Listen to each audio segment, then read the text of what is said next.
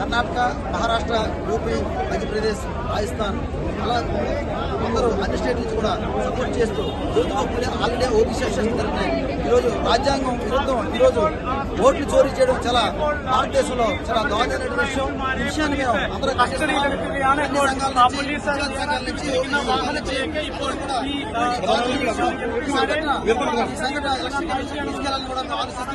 అఖిల భారత OBC session తరఫున కోతల ప్రసాద్ అని నేను ఈ రోజు ఈ కార్యక్రమం రాహుల్ గాంధీకి మద్దతు తెలియజేస్తున్నాం. మేము ఈ రోజు అన్ని రాష్ట్రాల నుంచి కూడా మేము ఇటువంటి కార్యక్రమం చాలా బాధాకరమైన విషయం.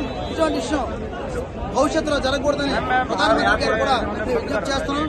కర్ణాటక, మహారాష్ట్ర, మధ్యప్రదేశ్, రాజస్థాన్ అన్ని రాష్ట్రాలు కూడా ఇటువంటి సంఘటన జరిగింది. ఇటువంటి సంఘటన పునరావృతం కాకుండా భారతదేశంలోనూ ప్రతి ఒక్కరు కూడా రక్షణ కల్పించాలా, రాజ్యాంగంలో ఓటుకి రక్షణ కల్పించాలని మద్దతు కూడా తెలియజేయడం జరుగుతుంది.